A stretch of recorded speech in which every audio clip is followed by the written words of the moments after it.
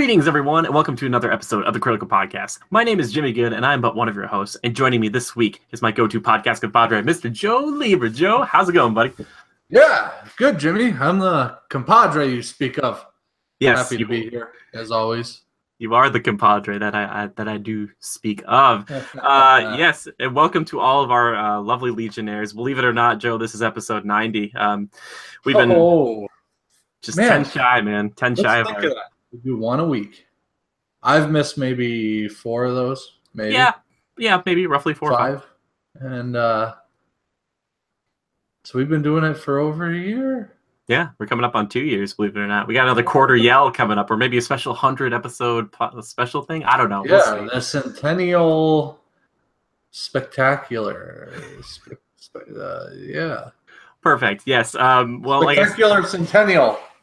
Mm-hmm. Yeah. Well, thank you everyone for joining us here. If you're joining us for the first time, we talk about video games, movies, TV shows, all the things we love so very much. And we have a lot of news to go over this week. And we've been covering this story for a few weeks now, and it's something that I'm just really, really interested in because I absolutely love Disney. And I know a lot of people are kind of like, some people really love Disney, some people are kind of not as big of fans. But Disney is closing in on a deal with Fox to purchase basically all of the entertainment assets that Fox has.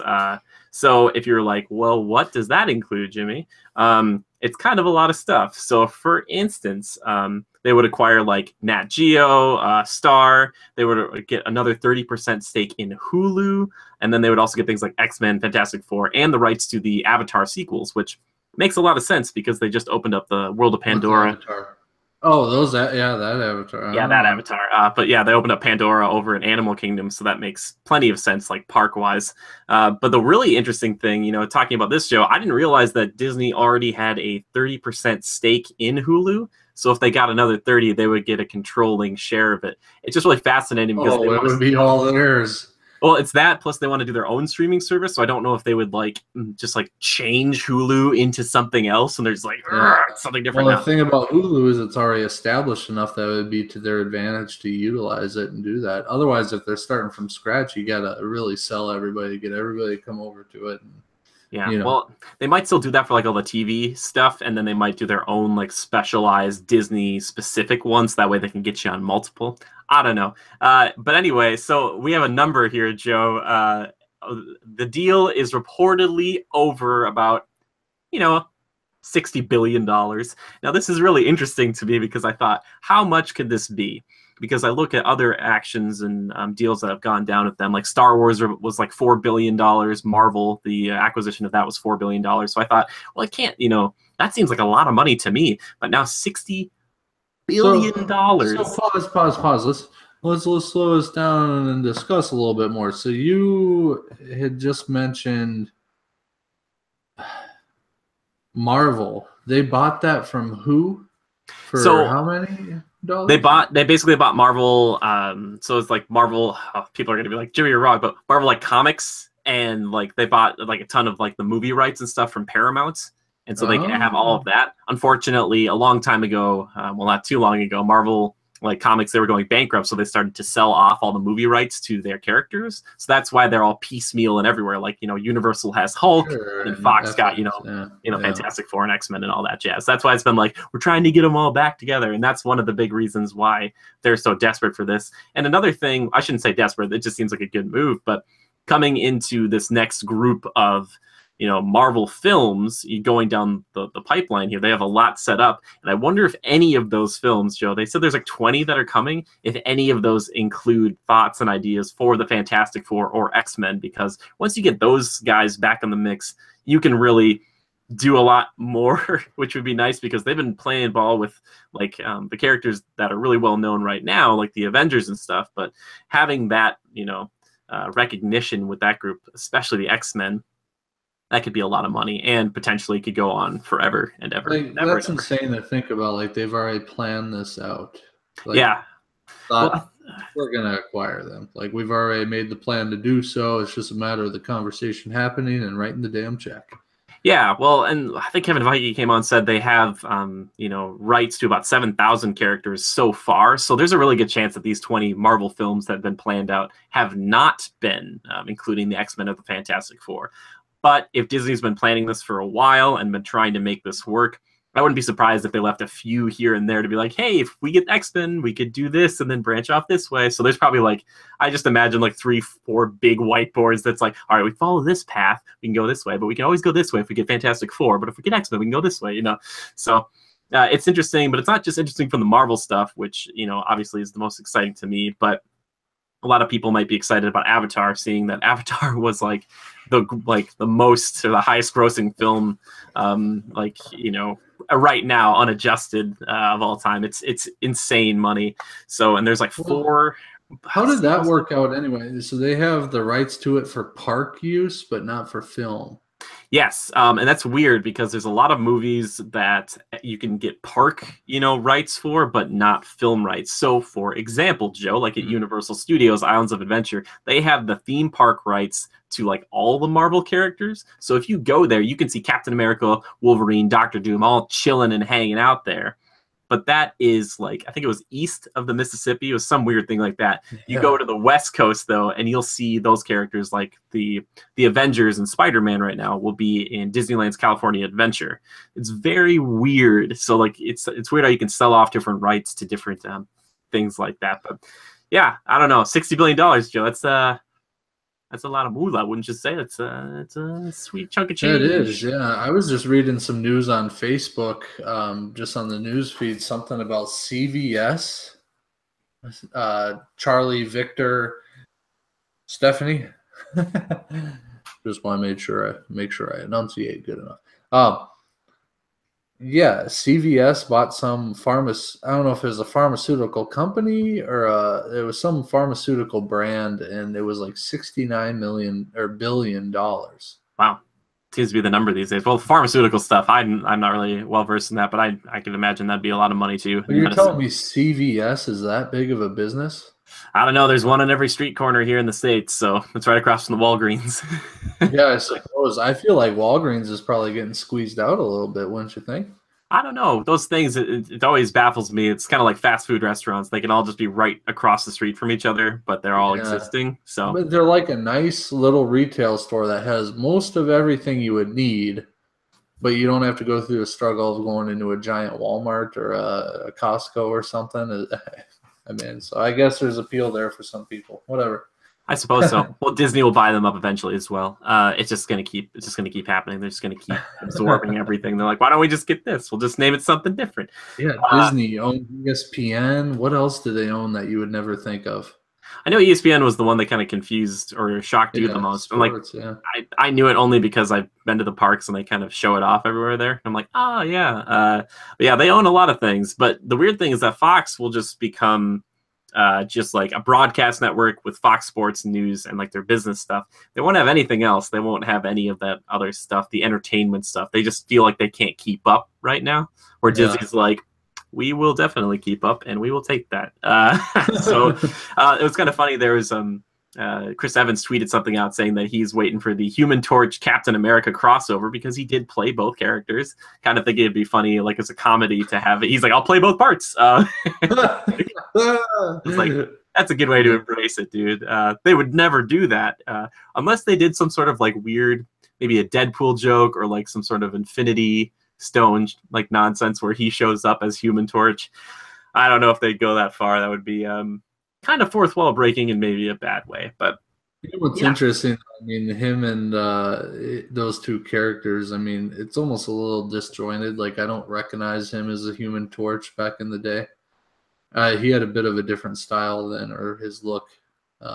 So there's enough disconnection there that it would never be a thought in my mind if I saw another rendition of the Human Torch. Yeah, I think he did such a good job of being two very different people, because if you watch those old Fantastic Four films, you know, he's much leaner too, which helps, and he kind of has like a shaved hair, I think in the first one especially, but he plays such a hothead kind of like, oh, like a ladies' man. Yeah. Second one, the answer. Anyway, and then as Captain America, he's very much more kind of by the book, at least to start off with, very different types of characters, but he plays them both really well. And I remember thinking when they cast him as Captain America, I was like, what? Why did they pick this guy? And then seeing him, I was like, they chose correctly. I'm like, that was very good. Yeah, he's so good. And you know, the guy can pull off a beard and long hair. I'm just saying, he looks he looks pretty good as the captain. I'm like, man, you did a pretty Yeah, good so job. now his title kind of changes because he's no longer like an American patriotic poster boy. He's now the captain. Yeah, I believe so. They repossessed his shield, so he's all like, "No more!" Like he's wearing the Wakanda stripes. No, I'm just kidding. he's like, What is? Oh my God, he's not gonna have a shield. they'll get him a shield. And there's also been speculation that like the gauntlets he's been wearing, like those kind of Wakandan gauntlets, they could either have like a shield projection thing, or he could shoot stuff with them. I don't know. Oh, and I didn't even see those in the trailer. Oh, my eyes fail me. But he's proven he doesn't need it, Joe. If you remember in Winter Soldier, he goes up against Batroc the Leaper, that kind of the guy in the purple and the yellow on the boat, and he puts the shield down, takes the helmet off, and he still puts that guy down. He does that cool flip kick, and man, his coordination or the choreography for his fights have gotten just so good. Oh man, whew. Sorry, Winter Soldier. He's an athlete, no doubt, and I wonder how much of his own stunts he does. That's a great question, Joe. I don't usually think about that because I don't know why I don't think about that. I should look into that. I know they have stunt doubles. I know that they use one for Black Widow a lot for especially the motorcycle stuff. I know that they had like somebody else do that. So if you go watch Age of Ultron, there's a moment where she stops on the bike and she kind of like tips it forward on the front wheel, and her hair goes right in front of her, so you can't see her face. So it's like, yep, that's not it's not Scarlett Johansson. Or I don't know if she's even doing the flips and stuff either. I don't know. Not that it really matters, but I would be interested to know how much of those stunts they do. That's a good question. I've heard Mark Ruffalo does all his own stunts. He's like, I will do them.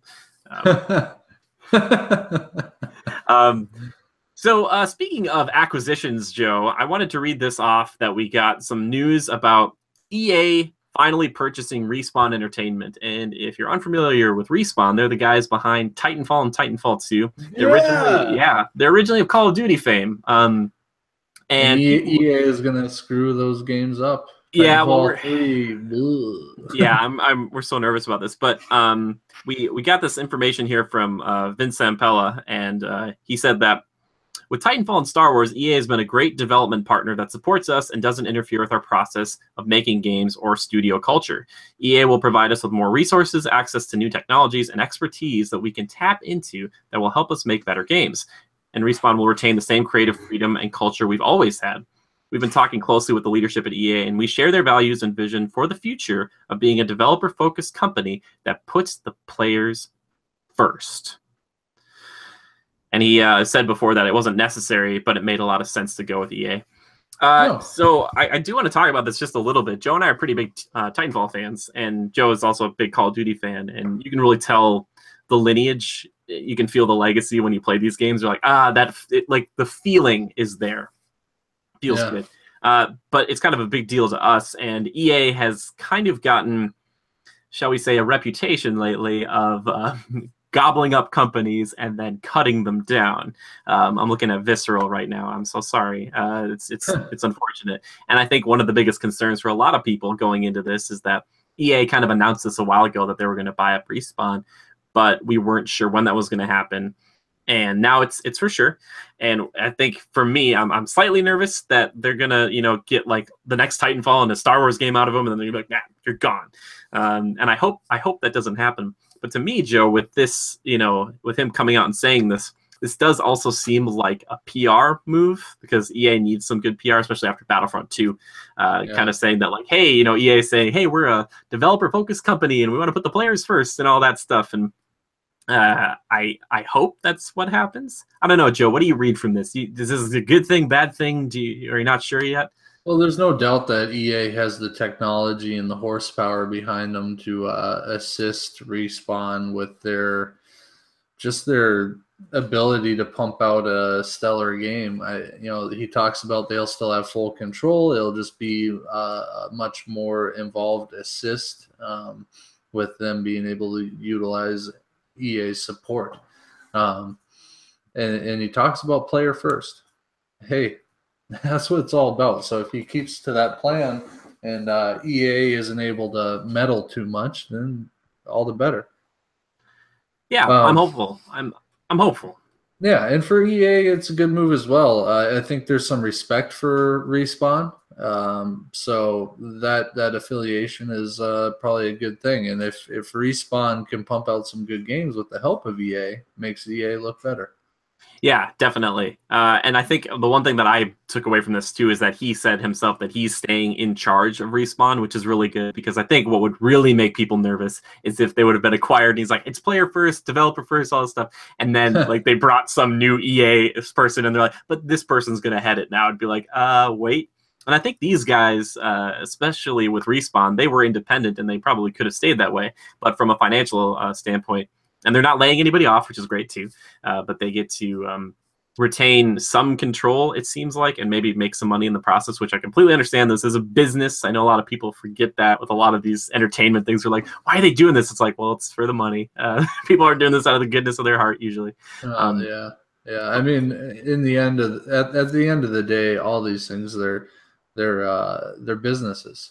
I mean, they have a goal in mind. It's to create a great product that people love to consume and really respect and enjoy. But they're there to make money. I mean, companies are created to make money. At the end of the day, that's the number one goal. And to keep doing that, you have to pump out the stuff that people enjoy and respect. So yeah, good games are part of that equation. So it's balance, but the almighty dollar speaks in every scenario. That's true. And I'm not surprised that we're getting this information right now. It seems like after the closing of Visceral and that Star Wars game, getting EA kind of acquiring Respawn like this and maybe trying to up the timeline on their Star Wars game that they kind of teased a while ago, I wouldn't be shocked if that were the case. Because right now, EA is in an interesting position where they have a few years left on this licensing deal with Disney for Star Wars, and they think, in a lot of ways, I'm sure they're thinking, we got to like find a way to retool this. I mean, you take the most popular franchise on the planet and get people to be pissed about it. That's kind of a weird and strange accomplishment. And I'm not applauding that. I'm saying, what the heck are you doing? So really right now, what they need to do is get that Star Wars game from Respawn, and they need to get it out. I don't want them to rush it out the gate, but I'm thinking they're probably moving up that timetable and saying, hey guys, we got you. Here's all the money. Here's all the tech. Like, let's get this game out because we want people to be like, hey, EA made a good Star Wars game, where it's more like actually Respawn made a good Star Wars game. And EA was like, you know what? No microtransactions, and we're not touching it. Like people, that's what I think people and what EA is probably hoping to get. What that Star Wars game is going to be, I have no idea. I didn't think about it from that perspective, but I can see a Star Wars game being much more Titanfall-esque. Yeah, well, the thing is, I don't know if they'll tackle the first-person stuff for a while after Battlefront 2. I think they're going to try to do something completely different with it, even though they have the Call of Duty first-person legacy in their blood. I think bringing another first-person Star Wars game to the table right now is a risky move because a lot of people are going to be kind of sour about it. But I'm not, too worried. Joe, this is a good developer, and I look at somebody like Guerrilla Games, who used to make those Killzone first-person shooters, and then went and made Horizon Zero Dawn, this crazy open-world like RPG. What if Respawn does that? You have all these guys who know how to make a game feel good, but then they just completely go in a different direction. I trust them at this point. Let them do that. Would be cool. Or what about not Call of Duty, but what about a Star Wars game similar to Ghost Recon? Wildlands. Oh, dude. Open world, but you're kind of tackling missions throughout a open world map. Don't you get me started. Okay. I love this idea. What you do is you take like an elite group of clone troopers. They did this like a first-person version back in the day, but I have like 4 clone troopers back during like the Clone Wars, and like you all kind of specialize in different things and have an open world like that, or open galaxy, go to different planets and stuff. That would be sick. That would be so good. You're like, all right guys, let's go together. We gotta go take out a droid factory or whatever. Oh man, I love that idea. Oh, Black Ops clone troopers, baby. See? It's hot. Well, the problem is, Joe, we saw like a tease of this a few years ago where they were showing like 2 guys in motion capturing like lightsaber fighting. I don't know if they're going to try to make a lightsaber game or if lightsabers will be in the game, but still, I would love to see that. That'd be cool. Yeah. Either way, I'm sure it'll have co-op or multiplayer in it somehow. But yeah, I thought it was interesting, and I'm really hopeful for the people over at Respawn. I hope this was a good move for you. Congratulations. I hope this is what you guys want, and I hope it goes well. And I'm hoping that EA has kind of learned from their past misdeeds and wrongdoings, and they're kind of trying to retool because they have a pretty bad stigma around them right now. People are not super happy about it. So that's why I'm like, not Respawn, don't kill them, because I want Titanfall 3, because Titanfall, the first one was so interesting and different and cool, and Titanfall 2, I think, expanded on that in a lot of interesting ways. And now the third one, I think there's a lot of potential for it, and I'm really hopeful for it. And that's why I don't think we'll see a first-person Star Wars game, just because they wouldn't want to do that. And then Titanfall 3, might be too. But still, yeah, I don't know. Titanfall Maybe they will. 3, what do we expect out of that? More of the same, maybe a more robust campaign. I mean, they did a good job with the last campaign. It was fun. It was good. It was good. Man, my favorite part in that game is the when you got like the time manipulation portion. Like I really enjoyed it, but there was one little hiccup, because there's like, you teleport back in time into a laboratory, but you're also like, in present day. So present day, it's all defunct and destroyed. But if you go back in time, they're like people roaming the halls, like guards. And I skipped over these 2 guards, or jumped over them, and I didn't kill them. And I kind of went back there eventually. I went back to the present and then back to the past. And they're like, "Oh, he took down 2 guards." And I'm like, I didn't shoot any. I haven't killed anybody yet. And they're like, then they open fire. That is so much fun. I highly recommend it. Just like shooting in and out of time when you're fighting people, and you're like, "Oh, he's right there." And you like show up behind him. He's like, boom, like.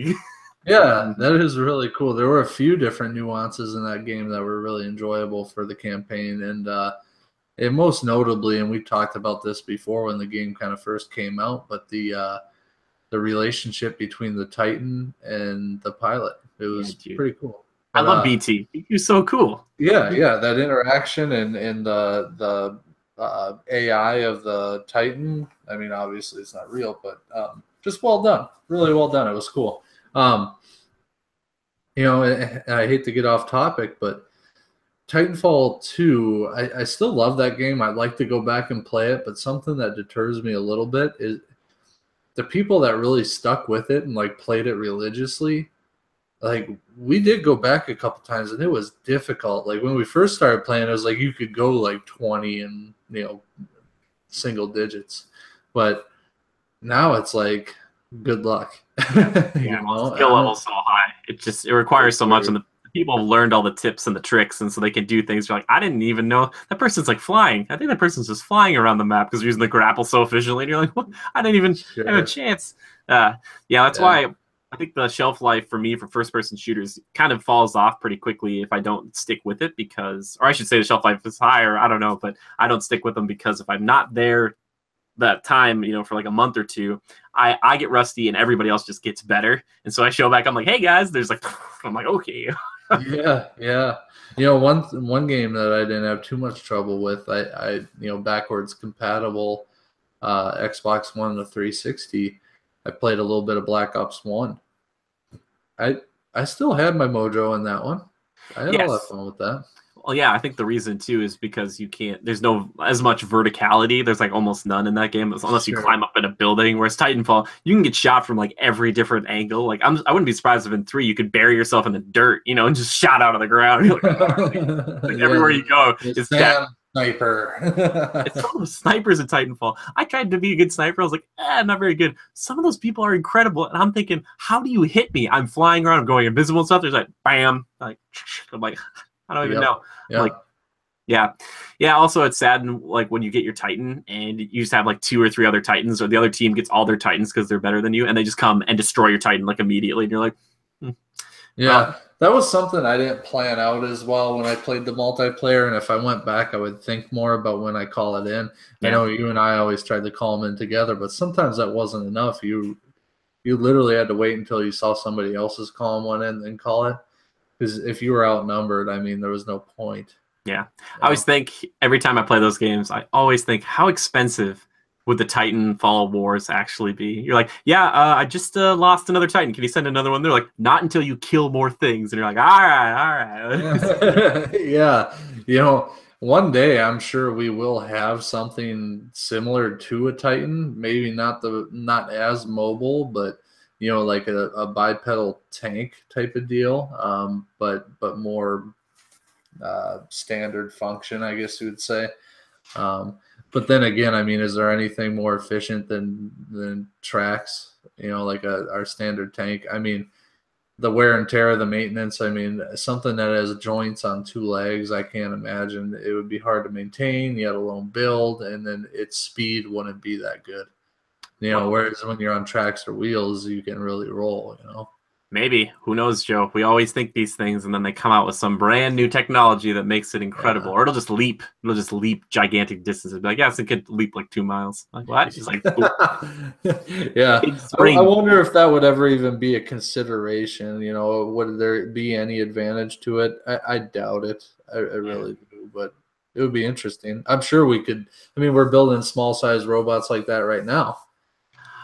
Yeah, we can't build a giant one. Eventually, we'll just get to the Iron Man suits. We'll just make one Iron Man suit. Because, like, I know Obama had joked about this back in his presidency, but, like, there's got to be some military out there in the world. It's like, if we make just one, like, we're going to be pretty good to go. Like, well, it's interesting. We're totally segueing into a different topic, but, I mean, we covered EA and all that pretty well, right? Yeah, I think so. In conclusion, yeah. I guess, but I've seen videos and stuff with drone technology has really helped advance like personnel flight, like people flight. Like I've seen there's like a drone motorcycle, like literally has 4 big propellers on it, and it's like a street bike, and they fly up. Apparently they can make them for police, or they're developing them for the police. You can actually fly. Whoa. That's crazy. So if there's traffic or something and you had to get to somebody, or you were chasing somebody down, it's pretty cool. But I actually saw a video of it. They were flying it in like a football field or something. And then there was an actual jetpack style one. Like cool. Guy was literally I forget how this one was set up, but he was flying. It was like a jetpack joysticks type of thing, and he flew around, went up, landed. It was pretty cool. So that type of stuff is coming along, and it's only a matter of time. I wonder. That would be really cool. The future is exciting, my friend. Technology, I tell you. That's true. It reminds me of one of my favorite like little videos that I like to watch on YouTube on repeat. With this guy who has like one of those water jetpacks. He's down kind of the docks. I don't know if you guys have seen this, but it's like he's starting off like the something morning news, and he's like the something blah blah news starting right now. He hits it, but instead of shooting straight up, he's a little bit at an angle, so he goes flying off into the water, and they're all like, "Oh my gosh!" So like they're kind of laughing, but also kind of concerned for the guy. Like, is he okay? And you just watch that. You showed me that one. You showed me that. I remember we had a good laugh on that. Sorry, I saw one. It was one of those water jetpacks, and the guy put a boat out. There was a boat on fire, and he flew over it and put it out. What a hero, dude! Raise the water back out, Ah, cool. The man, he's like, I'm a superhero, basically. Thank you very much. Yeah. Call me. Dang it, Aquaman's taken. What do they call me? Hydro Man. Is that a Hydro Man? Water Man.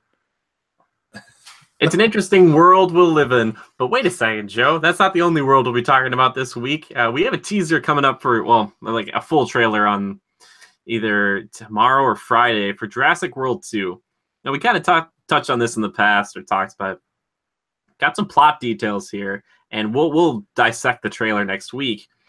But I just want to talk to you guys about this a little bit, because Joe and I were watching this like hawks, because we were kind of like not super happy with Jurassic World, but we still want to talk about it. But as a kid, here's the deal: as kids growing up, what were like our favorite things, science related? Freaking dinosaurs. Who didn't love dinosaurs? What did you say?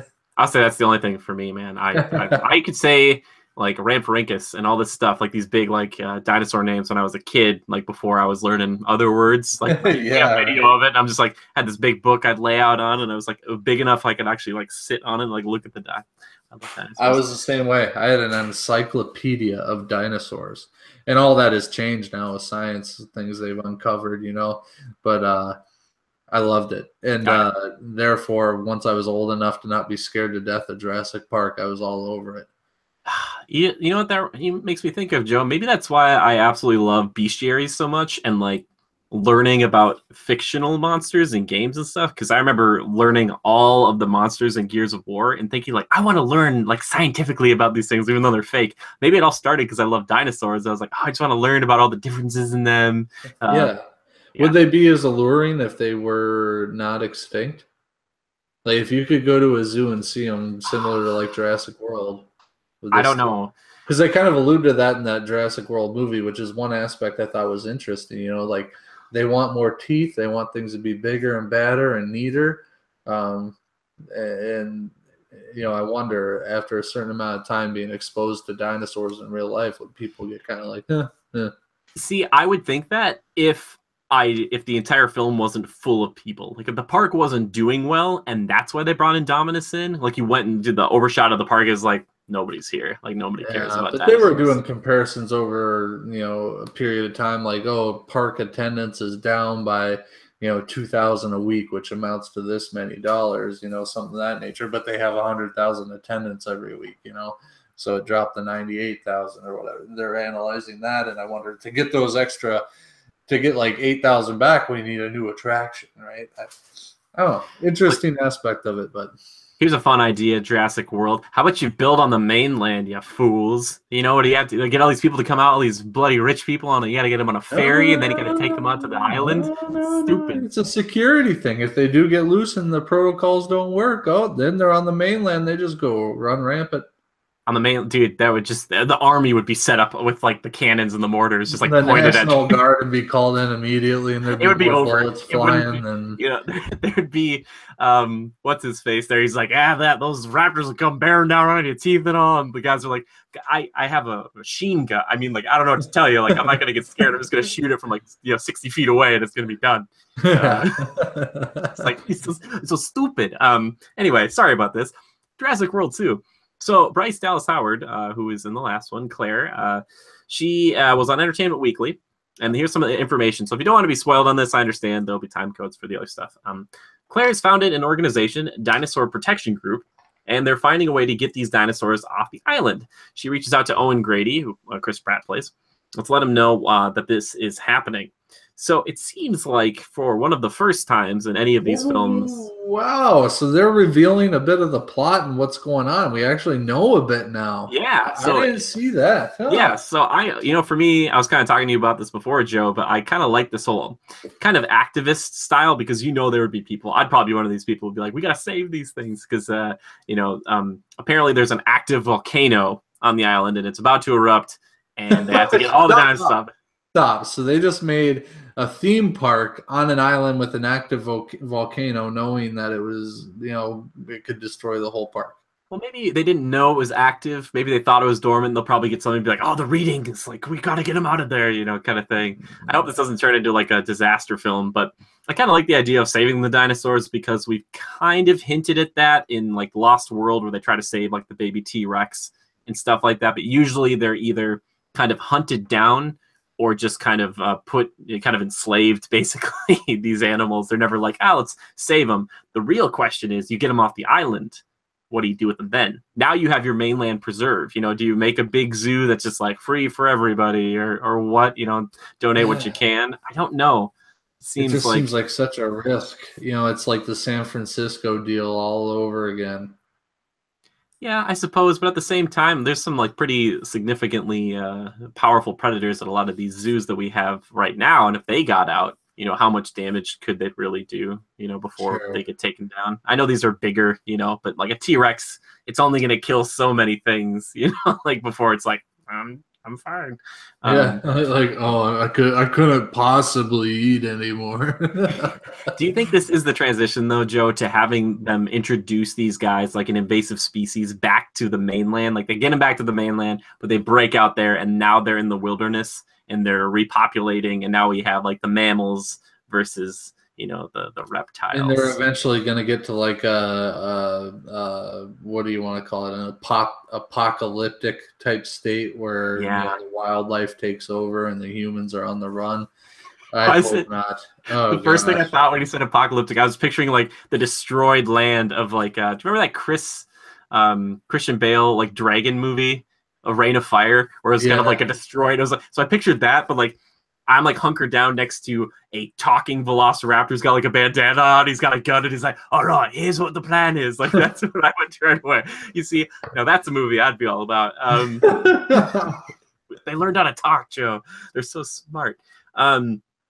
Yeah, kind of interesting. A few little things, maybe because when she says reaches out to Owen Grady, maybe they didn't end up together. To be completely honest with everybody, I don't care. It's kind of like in the first Jurassic Park, like it's like, well, Alan Grant and Ellie get together. I like their relationship more because they kind of had an established one. And then in freaking Jurassic Park 3, they kind of slapped us in the face and they're like, well, no, she's got a husband and kids now, and Alan's just doing the freaking Yeah, but you science almost circuit. saw it that way. Like Alan seems like a bit of a gruff loner, maybe a little narcissistic at times. What? I wouldn't say narcissistic. At the end of that movie, he learns to be a father because he's like, I'm afraid of kids. I don't want kids. And at the end of that film, he's got both the kids with him. And he's kind of like, Sure. I guess I could be a dad. You know what I mean? Like, This ain't so hard. yeah. Also, I think there's some like lore, like weirdness when he talks to Ian Malcolm like earlier about like having kids. Because I think Ian says Yeah. something. He's got a couple of kids. He's been divorced a few times or something. And it's like, is that really? He only has like the one that we know about. I don't know. But either way, we know Ian Malcolm is supposed to be back for Jurassic World 2. I don't know if he's going to be involved in the Dinosaur Protection Group or the DPG, but Yeah, he had the daughter, the red-haired girl that went back to the island for study, and then he had the younger daughter, the African American girl who stowed away in the vehicles. Remember? no, the So red-haired one was like one of his love interests. That wasn't his daughter, Julianne Moore. no, damn it, you're right. Yeah, that would have been. I was like, were you gonna say they had his daughter? Because I was like, somebody lied. Like, No, yeah, but the African American girl was his daughter. yes. Mm-hmm. Okay, we didn't see a second one. Okay, yeah. Okay. I feel like the Jurassic Park series could just be like was subtitled like child endangerment because I feel like in every one of those films, a child is just like they just endanger themselves like every single time. We gotta be better parents. You gotta have better parents. Anyway, I will say this though, still love that RV in the Lost World. Pretty good. Yeah, Jurassic World 2. We'll see where it goes. I'm interested. Joe, how do you feel knowing this information now? Hypometer wise, shift you at all? Well, here's the thing. We left out some things that I think are major points to discuss. I feel good about it, and for other reasons. What you just said there with the plot. Oh, we're going back to rescue these animals. We're gonna trank them, put them in trucks, and ship them out to. Oh gosh, what's gonna happen here? I don't know. Either way, I saw there's like a little behind the scenes teaser that they do. First of all, there's a comedic trailer. Like it was like Chris Pratt and what's her name again?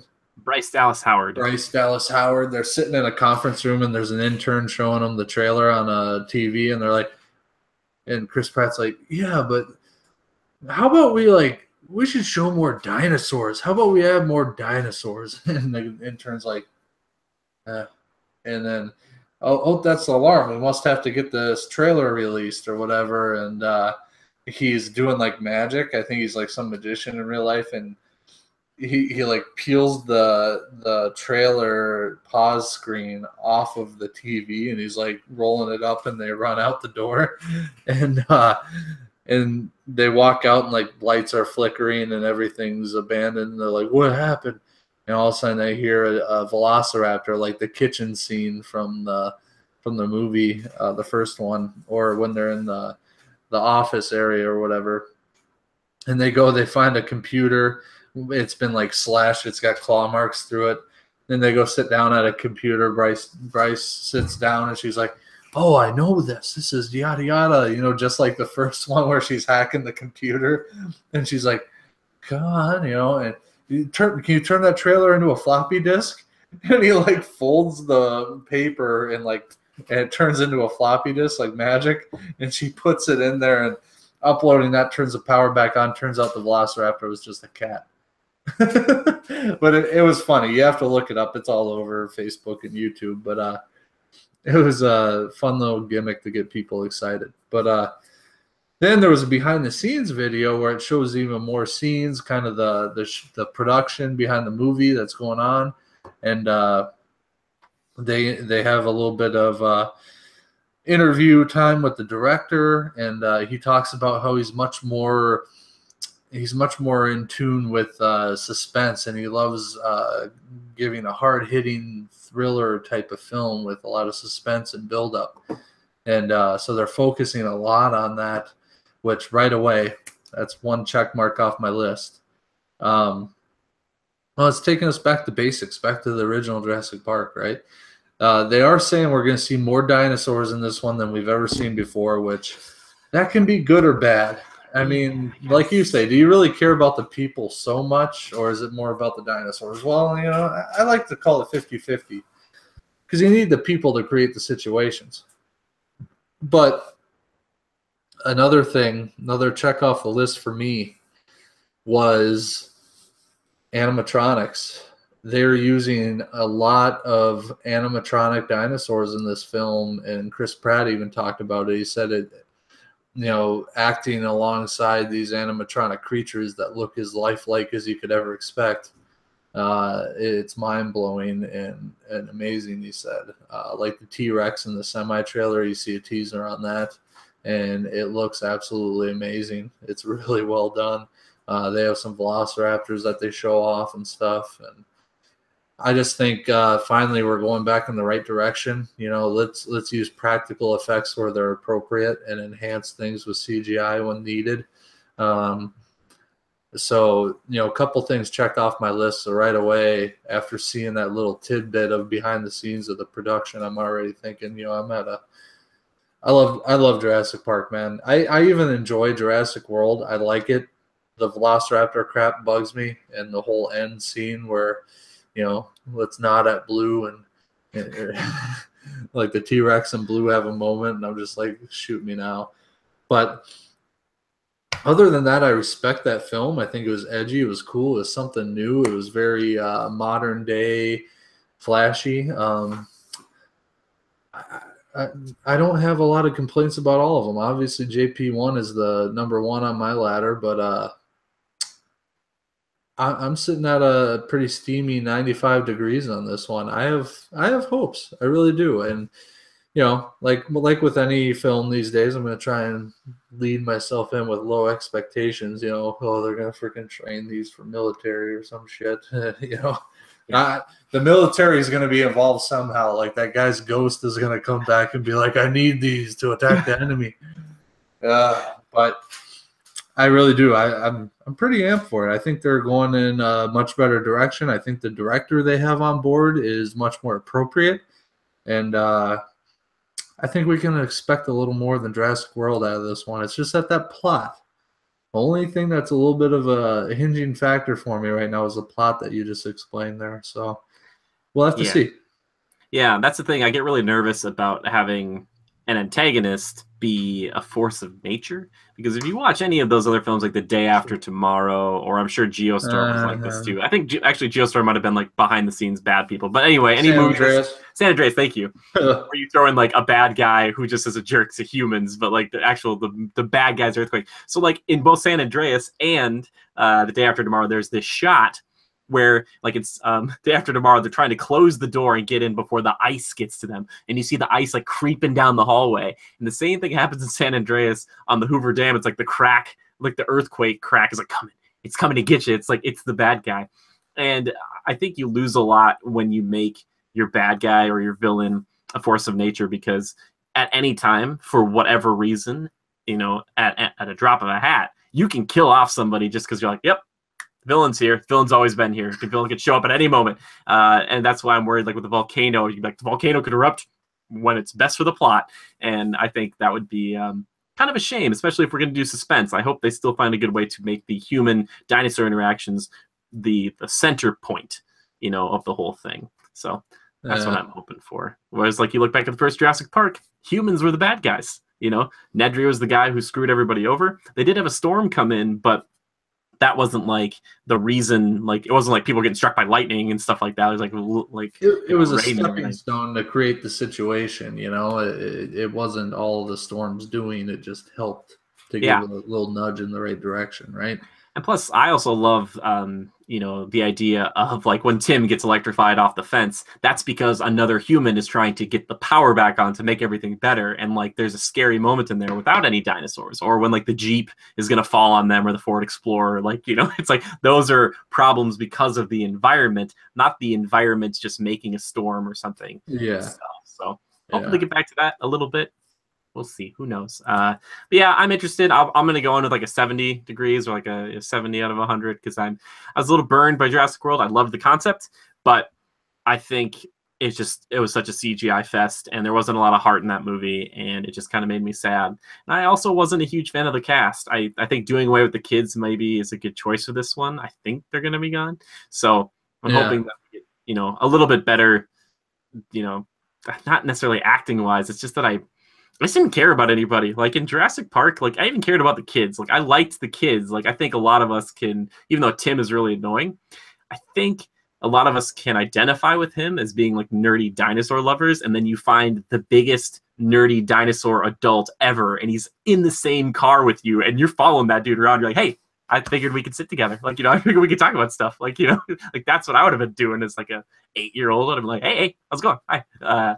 So yeah, man, we'll see. I'm cautiously optimistic. Once we see that trailer, we'll know more. All right, Joe, last bit of news that I want to talk about before we get into it. All right. We've got a new costume here, the new show for Teen Titans. It's Robin. We don't have to talk about it too much. Dark, brooding, also has nothing to do with either the Arrowverse or the DC cinematic stuff that they're doing right now. But I just want to talk about it for just a hot second. It looks a little bit like the Tim Drake outfit, but besides that, I really like the look of this. I'm a big fan of Teen Titans. We'll probably talk about it here in a few minutes, but I really love that show, and seeing it come to life as an actual live action TV show, I think it'd be cool. I'm hopeful for it if the budget's there. The only problem is if you look at the roster that they're bringing in with this, I'm not super familiar with Hawk and Dove, but I know for a fact that Starfire, Raven, especially Beast Boy, those are characters that demand a lot of like technical stuff. Whereas Robin can just be like Arrow, he can just straight up fight people. Yeah. But I will see about that. But I'm excited about it. Now, seeing this picture, Joe, how do you feel about this? I mean, I think aesthetically it's sharp. The actor did probably a good casting choice. But beyond that, I don't know a heck of a lot about Teen Titans. It's Robin, Cyborg, and Beast Boy, and Raven and Starfire were on the TV show. Yeah, so they're going to do a live action version of that. I mean, it really could be cool. The age looks like it's a little older than teen to me. Yeah, well, that's the thing. I think Brenton Thwaites here. I think he's like 29 or something like that. Sure, so around our age. Which he was the guy from Pirates of the Caribbean 5. He was the guy. He was like the guy. Lad. Yeah, the young lad, the Will Turner's son. Yeah, okay. That's where I recognized him. I knew it. Anywho, it could be cool. It's not connected to the DCEU, which I think we all would expect. I could be down for it. Yeah. I think there's potential to be cool. It does kind of suck that it's not even going to be tied to Arrowverse, which I think this would play really well into, seeing as Arrow's gone like crazy with like Legends of Tomorrow and Flash. They're talking like aliens and all this stuff. Like the Titans would fit really nicely into it, and they're not fitting in yet. It's the same with Supergirl. They kind of had a tease, like they did an episode with her and Flash in the first season.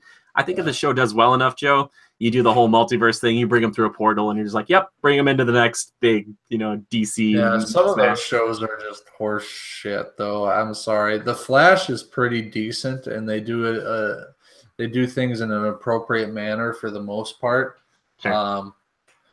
Arrow being involved. I mean, when they start getting into this alien stuff and this power source and all that, it gets a little weird, and I don't know. And then Supergirl, when she becomes involved, it's like the more I watch her show or her character in general, I'm just like, wow.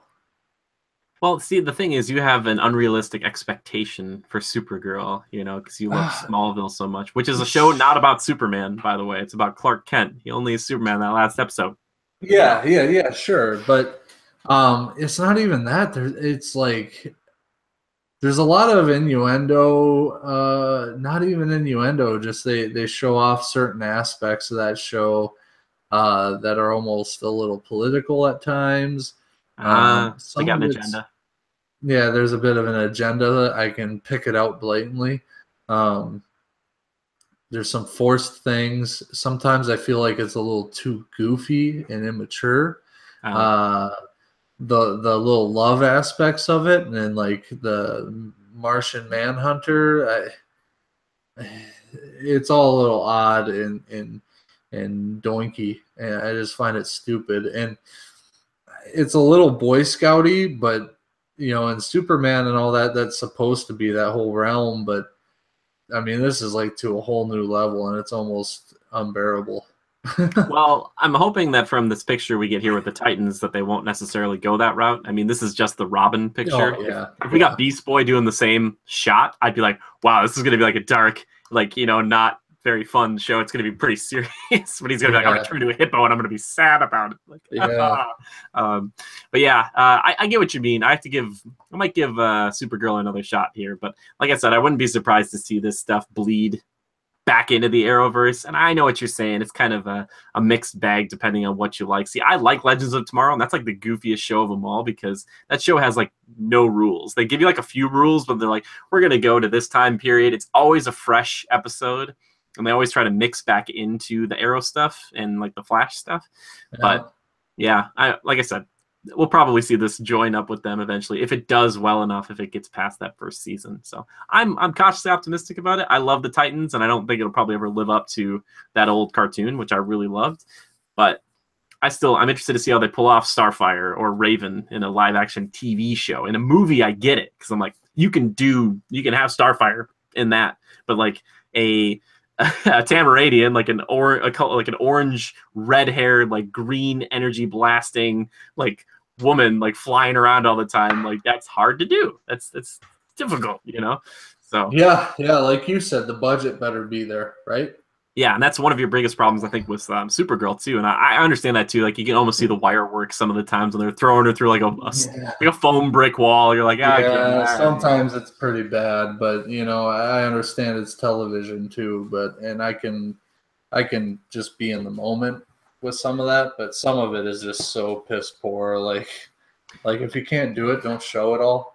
Maybe that's the problem. Is she's just so powerful, and maybe that's a similar problem Smallville would have run into eventually. Is because when you introduce Superman who can fly around, when you have someone like Supergirl who can fly, when she's not flying, a lot of people are thinking like, why aren't you flying? Like you should always be flying. Like you should always be like, I'm floating. I'm ready to punch somebody and go flying in and give them like an uppercut. Whereas like Clark, money for the flying, man. Yeah, well, it's where Clark could just blur. He could blur into somebody, he'd be like that. And you're just like, oh, fight son, like that's the thing with Smallville is that they, and it was Clark Kent, so it was never him flying, and it was always they always teased him about his ability or about not being able to tap into that ability yet. Fear of heights. Anywho, they perfected that whole blur, his speed thing. They really perfected that, I think. It always seemed to be well used. It seemed legit. You never really picked out weird things about it, but and for that time period with the technology they had, good on them. Yeah. Well, like I said, I'm optimistic. Joe, where are you right now, hypometer wise, for this one? For Teen Titans live action series. Yeah, it could be really cool. How's it going to be televised again? I have to double check. I don't remember where it's going to be televised. I can double check this while we talk. I mean, depending on how they're going to distribute this show, I'm probably sitting at like there's quite a few shows like it, but the fact that Robin is in there, it makes it a little more relatable to me just with like what I know about. I don't know a lot about Beast Boy and stuff, but given that, I mean, I'm pretty hyped. I'd call it a good 75. I could be wrong on this. I'm seeing TNT, but I'm not sure. Oh, really? Sure. Okay. I might TNT, they're affiliated with Warner Brothers, and which would make sense because they also distribute a lot of Fox material, don't they? Yeah, until FXX came out or whatever. Which, by the way, I always forget about this, and I think this is how it would go down. I think The Simpsons might become a Disney family. I know we're talking about all these things, but what? Wow. I watched an episode of The Simpsons lately, and I gotta admit, it's lost appeal to me. I don't really enjoy it as much as I used to. Like when I was younger, I thought The Simpsons were awesome, but now it's like I don't quite get into it like I used to. It almost starts to weird me out now. I know you used to say that to me. You're like, they're all yellow and they only have 4 fingers. I'm like, I don't know what to tell you, man. Like, yeah. I used to love it like religiously. I watched them all. Like I had caught up when I was like maybe 15 or 16. I mean, I had seen them all. But then after that, I kind of quit watching them, and then it becomes kind of like a little bit of a shock to me as I watch it. But clarification. It says at some point in 2018, the Teen Titans on Warner Brothers' brand new digital streaming service. I don't know. Whoa. I don't know. Everybody's getting their own streaming service. It's going to be so confusing. Here's my theory, everybody. Everybody's going to get their own streaming service, and eventually they'll just get back to television as it was again. And it'll just be like, well, if we all brought down the prices and we made it so that you could all buy them together, But, yeah, we'll see about that. I don't know. Still hyped for it. I don't care. Hopefully I'll get to watch it as long as I don't have to buy that and Hulu and Disney and Netflix and Amazon.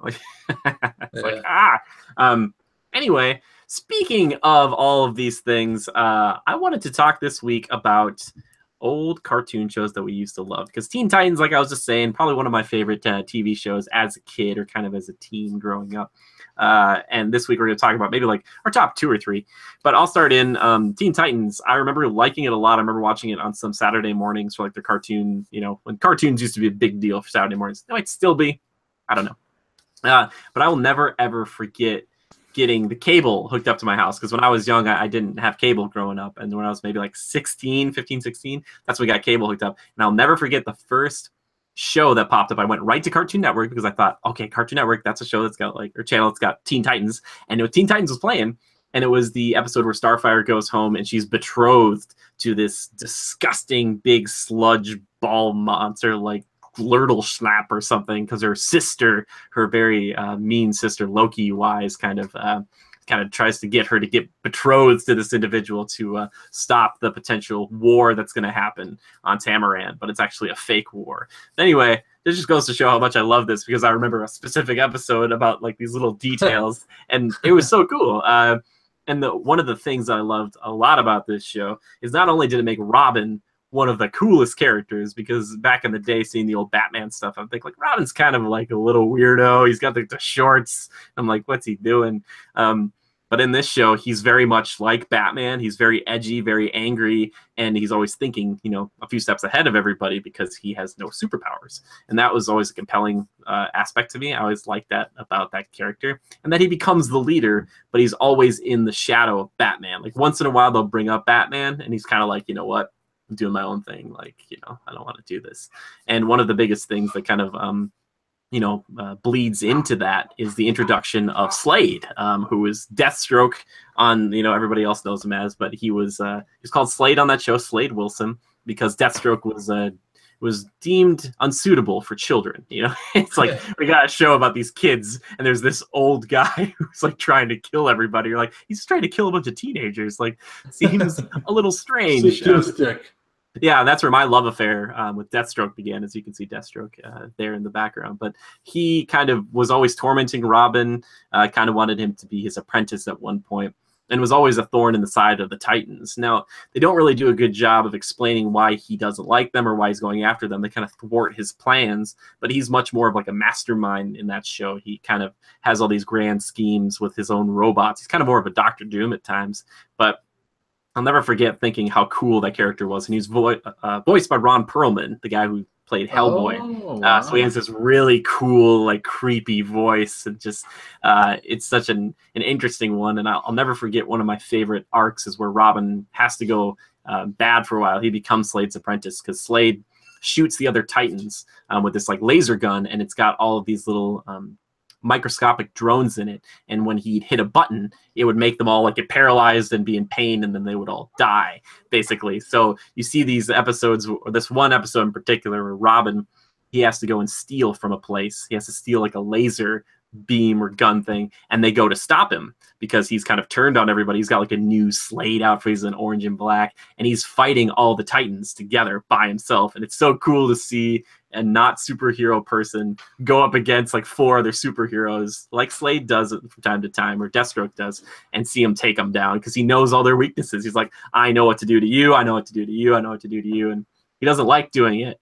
But Slade tries to convince him. He's like, you got to admit that you enjoy stealing and doing this. And Robin's like, I don't. And it's a lot of fun back and forth. That show also kind of tackles some other things, like introducing this young woman named Tara, who's like this kind of like geomancer. She can use rocks and stuff. And there's a romance between her and Beast Boy, but you find out eventually she might be a double agent.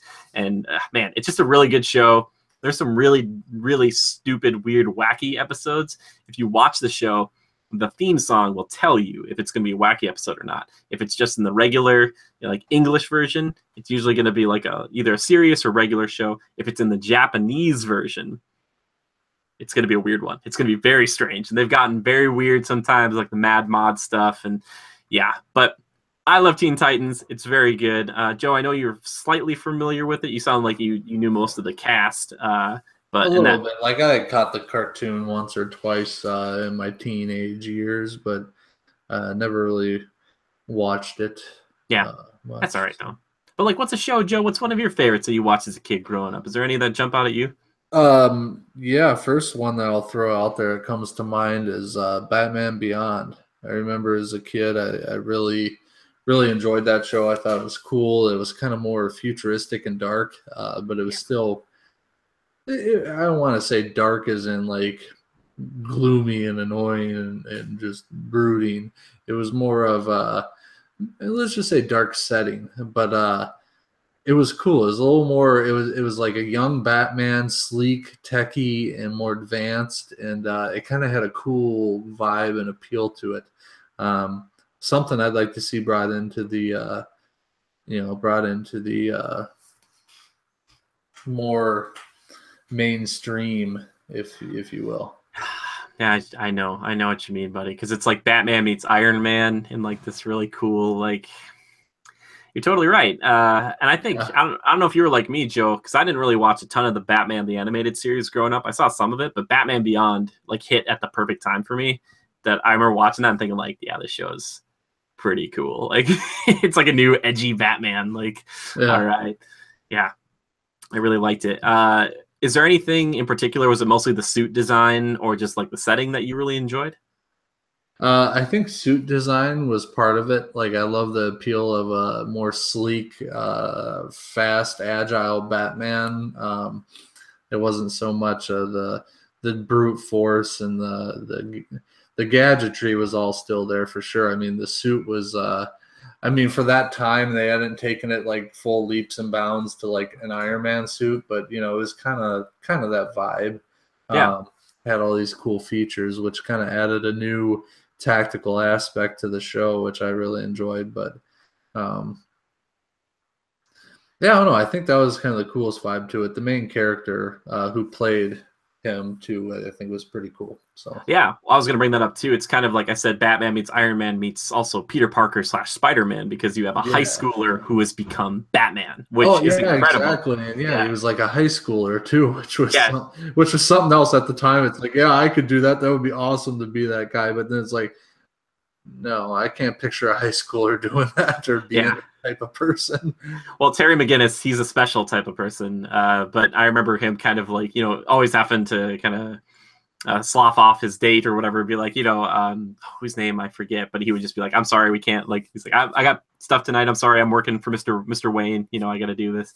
But yeah, I also really like Bruce Wayne in that show because you have Batman, like the original Batman, who has just become the Alfred basically, and he's he's very old and grizzled. He can't really fight too much anymore, and he has become just the tactical, advisor to Terry. So when Terry's out and about, he'll be like, "You should do this. You should do this," and Terry's like, "Okay, cool." And he's got the suit, which has all these like micro engines built into it, so he can punch really hard. He can go invisible. He can fly around, do all the stuff that like the old Batman couldn't do.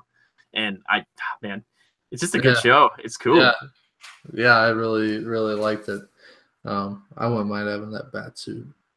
Well, fun fact about him, Joe, talking about Terry McGinnis, there's a really weird Justice League episode where Amanda Waller comes and tells him that he is actually Bruce Wayne's son.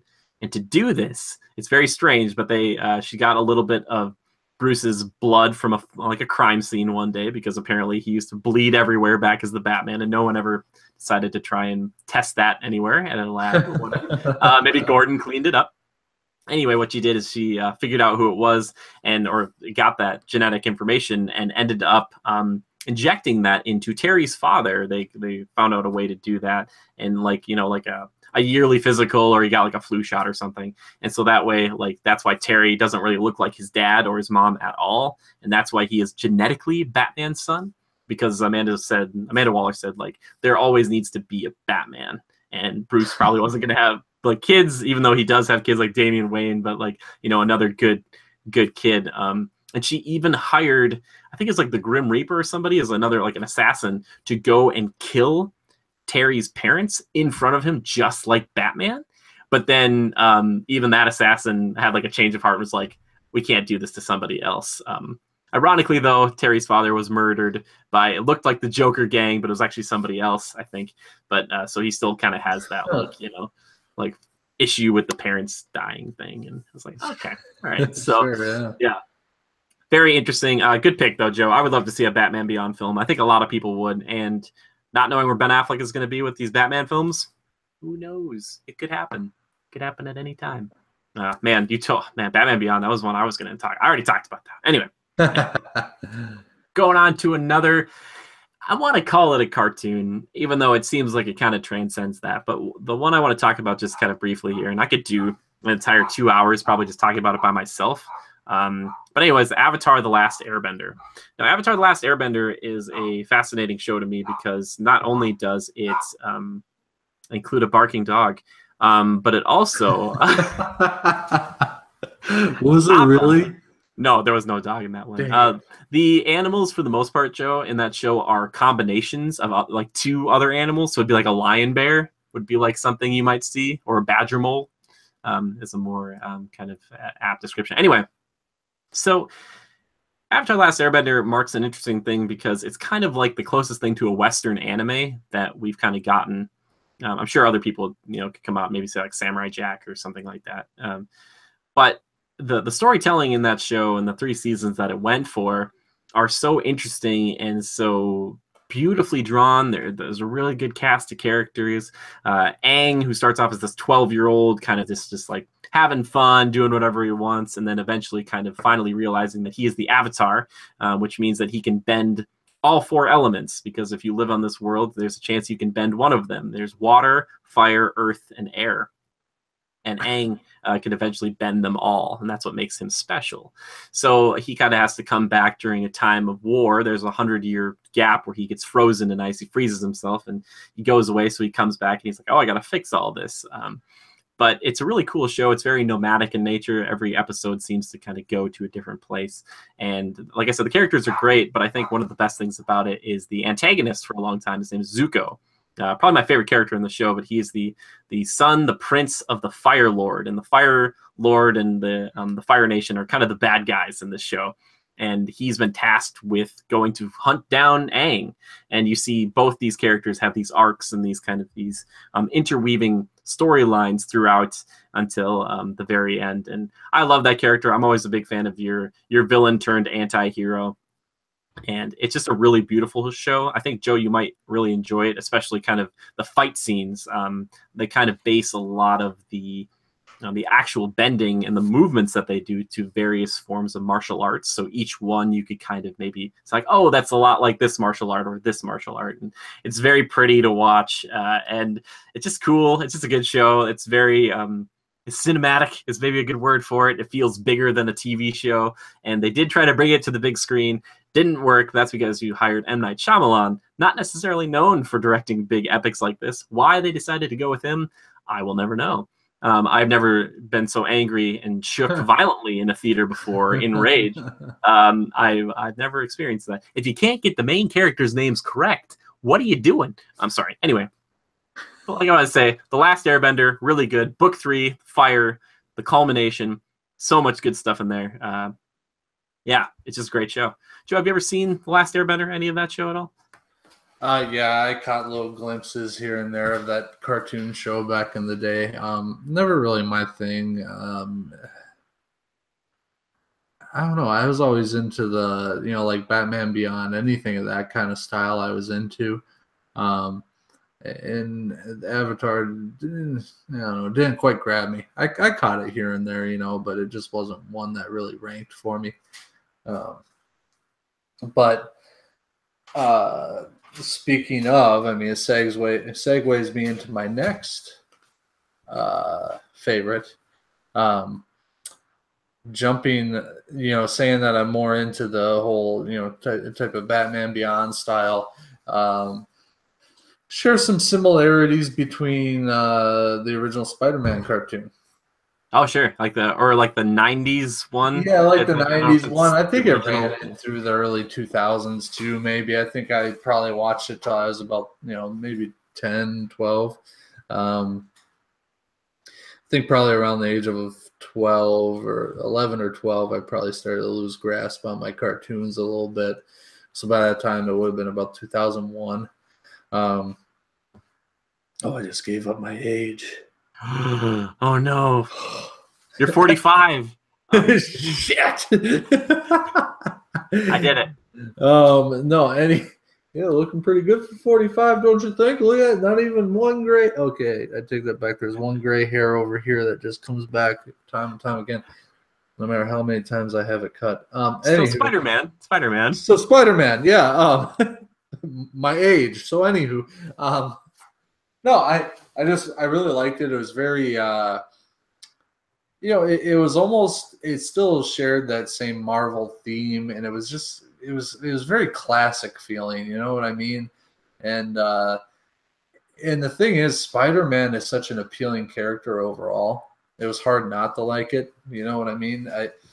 All the renditions of Spider-Man I've enjoyed. I mean, he's got so much verticality to him. His abilities are very unique, and coincidentally based on a spider, which is probably my only phobia. I'm not a big fan of like large bugs or arachnids. Anything bigger than a quarter, and I'm like, shit. Anywho, no, it's very classic, and I just always enjoyed it. In the characters, I mean, hence why I'm such a big Venom fan. Always appealed to me, and I've always had that little glimmer in me that enjoyed the horror aspect, and I love the Venom episodes specifically. So yeah, that one ranks up there for me. So yeah, I remember that show having like so many villains in it. I remember like Kingpin, the Goblins, when they're Carnage, Venom. I think Doc Ock, everybody, even like I think Punisher even shows up. Like, yeah, that's another good reason too. There was a very good variety to that show. Not to mention it's Peter Parker. You got the oh my gosh, testing my memory here. I'm trying to think of her name. Not Gwen Stacy, but starts with an M. Oh yeah, Mary Jane. There you go. It was always appealing, there was always the love interest there in that whole gag, but it was good. I think he was like the buffest Peter Parker I've ever seen. Like in that show, he's huge. Like just regular Pete, he's just like, oh my gosh, like I better get to class. Like he's probably like a stout 250. Yeah, he looks pretty jacked. It's kind of like a Superman type of situation, but he wears a full costume. So I think everyone in that world is kind of jacked. If you look at like the old Batman animated series, everybody's like an inverted triangle. Like every man is like super duper broad, and they all go down to like a waist that's like this big. Exactly. Yeah, it's almost like women talk about there's a whole image pushed down on them. In some ways, men have the same thing. Well, in a lot of ways, I mean, models these days are men shown in ads or actors and stars. I mean, it's all about an image, and it's about that triangular upper body and that lean waist and muscular legs. It's even in cartoons they showed that off, the big buff chest, strong guy, and that whole thing. But yeah, it always was like that, and it was pretty standard regardless. Spider-Man wasn't scaled down to that kind of lanky, lean kid. It was always triangle up top and straight down with the legs, you know. Yeah, until like newer versions of it, like the newer cartoons, I think they make him more of like a shrimp. Yeah, like exactly. Yeah, more true to the comics and everything. But there have been different renditions over the past. But. Oh, for sure. Yeah. Well, I blame all my image issues on Chris Hemsworth because they always have an obligatory shirtless Thor scene in every film. And I'm like, there's no way. Like, the guy doesn't even need a washing machine anymore. He could just wash his clothes on his chest. He's just like, you know, I recently saw a little thing. Speaking of like a men's body image, I saw. We all know Zac Efron is like so jacked out of his mind. Like he is like leaner than lean can be, and in really good shape. Seen in the Baywatch movie, although not a lot of people probably saw that because we all knew it sucked. But I mean, we've all seen the news feed stuff and whatnot, him competing against The Rock. Like him and The Rock actually did that, you know. But there was a little interview for publicity for that movie, and I just happened to catch it somehow on the news feed or whatever. And to get in that great of shape, he, you know, obviously there's a lot of physical exercise and fitness involved, but he also said that I don't touch carbs, and I haven't had a carbohydrate in I can't tell you how long. So, you know, basically, if you want a sandwich, you can have everything but the bread. You know what I mean? Like no carbohydrates, which is unreal. So like lean proteins and vegetables, and that's it. See, you say that Zac Efron you say he's alive, but that doesn't sound like living, baby. I'm just saying. I know that's true, but I mean, can you imagine that? Oh man. Whew.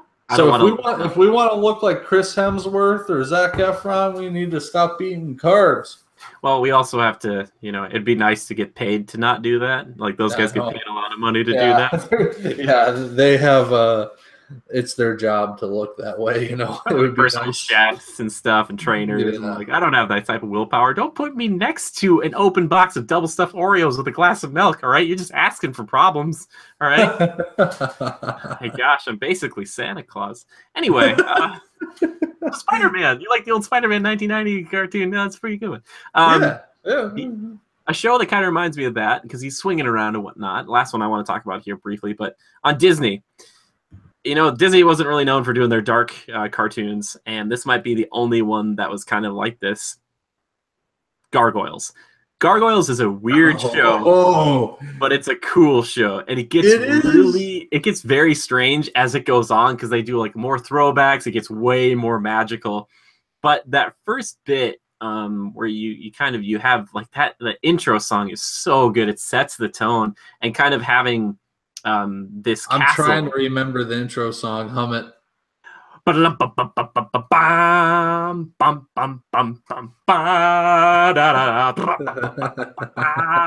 was pretty well done. Sorry, I really loved it, and I'll never forget. Again, being a kid, I come home in the afternoons, and sometimes I go like nap right away, even as a child. They'd be like, "Oh, you missed the Gargoyles episode where."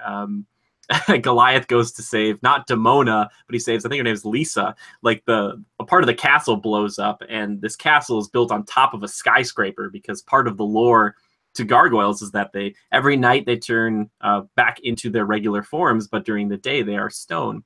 And they get cursed until the castle is above the clouds. And Xanatos, this crazy like Tony Stark-esque billionaire, like is like, okay, here's what I'll do. I'll build a skyscraper and put that castle on top of the skyscraper above the clouds. And once that happens, he gets to like get these gargoyles back. Anyway, one of the episodes, Goliath, the main character, the main gargoyle, he's like I don't know if like one of the towers blows up or something, and Demona, another gargoyle, gargoyles have wings, and Lisa, a human, get blown apart like off this thing. So Lisa's plummeting to her death. And I'll never forget it because Goliath goes and saves her because he kind of falls in love with her, even though he kind of was in love with Demona. And Demona's like, how dare you save that human before me? And all I was thinking, even as a kid, was like, you got wings, lady.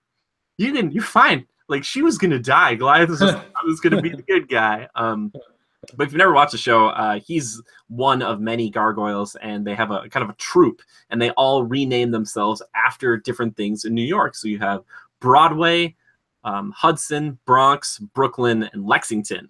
And so they all take on these names, which is pretty cool. And they all kind of have little things they're better at. But it's kind of like Teenage Mutant Ninja Turtles if it was a little bit darker, but up like in the air. And I should rephrase this. Gargoyles can't fly, Joe. They can glide. That's why you always see them climbing up. They climb up buildings. They like crush into the buildings because they're so strong. And then they can swoop down, but they can't like fly. That was always kind of. But even though you see them kind of flying once in a while, it's like fast and loose with those rules. Anyway, Gargoyles was a cool show. It was unlike anything else Disney had on at the time. And it kind of like struck this interesting chord where kind of Batman Beyond, I think, kind of plays off that too. But kind of this dark, mysterious vibe, lots of heavy action, and a big, like, a lot of lore. You kind of needed to know a little bit going into this. Otherwise, you'd think, like, what's going on? So, yeah, I really like that show. And Joe, I know you watched a little bit of it too, right? Yeah, I mean, you brought it up, and immediately, I know we kind of chatted before we started here, and I was like, oh, yeah, so we're going to kind of share one with that, because when I was a kid, I used to watch it all the time, and that was probably one of the earlier ones, like I'm talking like around the Spider-Man era, but I absolutely loved it. I thought it was really cool, like the stone gargoyles coming alive at night, and the whole just kind of, it was just neat because they're kind of monsters, but they're kind of not, and the very gothic feel to it always struck a chord with me. So, yeah. Good show. Good show. Joe, any other ones you want to talk about briefly, or should we move on to the next segment of the show? Ooh, those are my three standouts. What else would there be? That's okay. I didn't every boy around the age of 10, 11, 12 watch Yu-Gi-Oh? Well, I think that's what you move on, and I would say girls did too, because I grew up with a bunch of girls. And yeah, so it's like you went from Pokemon here onto Yu-Gi-Oh kind of thing, because it was like the edgier kind of like, okay, all right, sure, like, yeah, but there was Pokemon was more like these were real life animals, whereas Yu-Gi-Oh, they tried to portray them that way, but they're not. They're still just a card that's holographically projected. Well, yeah, but they used to be monsters in real. But yeah, in the show, they were mostly just, Sure. Which, by the way, I still posit that if Yu-Gi-Oh was like to that level with like the discs or like the little arm things, I would play that today. Like if I could just walk around and be like, hey, you want to duel? Be like, sweet. Like big monsters that I could put, like, that would be cool, dude. Yeah, for sure. Yeah, Yu-Gi-Oh is a good show. Yeah, I liked Yu-Gi-Oh too. I kind of maybe want to talk about those. Maybe we could do like Japanese like cartoon shows one day or something like that. But anyway, now it's that segment of the show that we like to salute our commander, Jonathan Larson, our $100 patron over on patreon.com. Thank you so much, Jonathan. We salute you. Double salutes, Jonathan. Oh, do you want to double salute that? Oh, there he goes. Well, there you go. As Jonathan likes to say, their fate concerns me. Yours does not. If you want to see how you can become a $100 patron, basically a sponsor of the show, check us out on patreon.com. Now, Joe, it's that time of the show that I like to call, that you like to call, that we like to call Timekillers. That's right, it's time for Timekillers. The games we've been playing, the movies we've been watching, the TV shows we've been viewing. Joe, what have you been killing time with, pal? Oh, man. A little drink of water, a little agua to wet the palate. Yes, I understand these things. Mm-hmm. I do. A lot of good conversation tonight. Got to keep things. Oh no, I understand. Keep things hydrated. Yeah. What have I been killing time with? Man, not a lot of time available lately. Lately, you know what? I've just been kind of chilling at night. I get an hour before bed or whatever, and I'll play a few matches of Overwatch. They brought back the what's it called? The arcade game, Total Mayhem. Okay, I was like, I love that you love this mode so much, yet you can never remember that. You're like, I like the mode where you. Oh, you know how I am with certain words; I forget them all the time. But anywho, Total Mayhem, like, it's just a reason for me to play. I hop on there and I just kill a little time, and the matches last long, and they're always payloads, so it's a really good time. And they're a nail biter because they're typically ending in overtime. Like I had a payload that I was pushing. And by the way, Roadhog is like the absolute best Mayhem mode character. Yeah, I'm sure. Like you can basically run at full health the whole time if you're smart. I mean, you can die, don't get me wrong, but if you're a good Roadhog player, you can go the whole time with not dying. But I I was pushing a payload on Hollywood, and we literally, like, I almost single-handedly, like, most of my team had died, and I had an ult, and I pushed off the entire enemy team at the final objective with the payload, and I got it to within like 0.14 meters, and somebody contested it, and I think a Bastion just mowed me down. I couldn't heal enough, and he kept shooting me in the head. And so I died, and no one was around, and so the overtime killed out, and we lost. I've never been that close to a win and not gotten it. But it's just a lot of fun. The you always want that little bit more, and the ability to use all the abilities and functions of a character so often. It's kind of an addicting feel. Yeah. So when you go back and play normal, and you gotta wait for those cooldowns every time, you're kind of like, rats. If only I had that right now.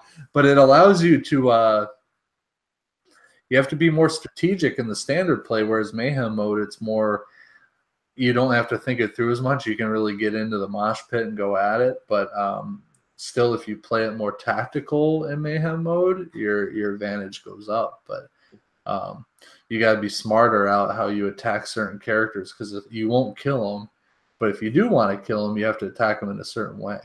Yeah. So I'll play tank heroes, really excel at this, obviously, because of the large health pool and everything. But between Reinhardt and Roadhog, excellent. Reinhardt being able to charge every 2 seconds is amazing. Oh yeah, like I actually, if you play Reinhardt well, you can take down a Roadhog, because he can only heal so much every 3 or 4 seconds or whatever. So you have to constantly charge him and hit him with the flame blast and then keep charging him. And eventually he gets health down low enough you can take a few swings and get him. But I got into like an epic, it was like a 1.5-minute long battle with one Roadhog. It was amazing. I just kept charging him, and he'd heal, and I'd charge him, and I'd take him down. It was really cool. And then I eventually used the ult on him, and that helps me do more damage and knock him down. Cool. But yeah, that makes sense. Yeah, long-winded way of saying I just love that mode. Been killing a lot of time with it. A little bit of Call of Duty World War II here and there, not as much lately. What have I been watching? Godless. I know I talked about this last podcast, but I finished up that show, and I think it was after we recorded the podcast, and I don't know if I've mentioned, but the ending was great. It was absolutely a stellar miniseries. It was, oh man, Jeff Daniels. Yeah, maybe I'll watch it, and maybe we can do an episode on it. Maybe I'll look at it. I'll look and see. It is so well done. It's a little gruesome and a little, it's typical Western flair, and they don't hold back. And there's some depressing moments, but it gives you the feels. It is just, it is so well done, and the acting in it is stellar. All the characters, all across the board. I loved it, and I think Jeff Daniels, that guy, deserves a standing ovation for everything he does. I think he's excellent. Yeah, he's very good. I remember watching him in Newsroom and thinking like, wow, he's very talented. Especially after the first time I saw him was Dumb and Dumber, and seeing be Harry or whatever, and you're like, that guy is. That shows how talented he is. He's kind of that guy in real life. He's not dumb. Obviously, he's very intelligent, but it takes somebody who is intelligent to be that funny and to be able to play, to have that sense of humor and be witty and sharp tongue, so to speak. But he can play different style characters so well. The seriousness he can portray is excellent. Whew. So good. And in this show, spoiler alert, he's the villain, and boy, does he play a mean villain. Almost like you feel that he's a good person, like he seems good, and he does do a couple good things, but he is downright pretty evil. Okay. Well, you're selling me on this show. Maybe I'll check it out then, if you speak so highly of it. Oh, it's good. It's so good. Well, you also watched Doctor Strange with Levi and I the other night. I did. Yeah. And that, that's not one of my top-ranking Marvel films. I got to admit, I probably put it towards the lower end of the spectrum, but Not saying it's bad. It's just not. I don't know if it's my cup of tea or what. The mystical thing and all that, and the spell casting, it's okay. Sometimes I prefer the more physicality of a movie, where Captain America: Civil War tends to get me engaged a little better. The Avengers films, and then I like the Iron Man ones a lot. But yeah. Sure. Yeah, I still really like that one. I actually just made a list of it right here, and I kind of like to see yours. I have it on a whiteboard here, and I think I put him kind of squarely in the middle. But I still enjoy that film. And speaking of another film I saw, I actually went and saw Justice League again, Joe. Believe it or not. And what? You know, I'm gonna say this. I still enjoyed it, but because I knew all the cool stuff was coming, it didn't. It was like watching Avengers for the second time. I'm like, oh, it's not as good because I'm like, I know the Hulk punch. Nothing's really a big surprise, right? I will say this: it does seem kind of strange because on second viewing, I noticed a lot of things, especially like the intro with that cool song. Everybody knows it's such a Zack Snyder thing. There's like some weird, like kind of like. Somber. Yeah, but it's like there's like this bald jerk who's like kicking over an orange stand. It's all slow motion. It's like, why you don't really understand the purpose behind it. Like Superman's dead, so everyone's a jerk. Everyone's like, it's all bad because Superman's I have no doubt that Zack Snyder's a good guy, good director, and all that. But he's not the director. He's not the one I want in charge of these. I'm sorry to say. Get him in the cinematography, but also do not let him ever, ever, ever show off and film another bullet shell casing hit the ground, because the Batmobile at one point at the end, it shoots off a shell and you see like the back end fall off, but then they go back to that same shell hitting the ground in slow motion. I get it. He shot it. It's great. But like, I don't need to know this. Like, it's like, does the shell have a story? Does it have like a romantic interest? Like, why are we focused on this?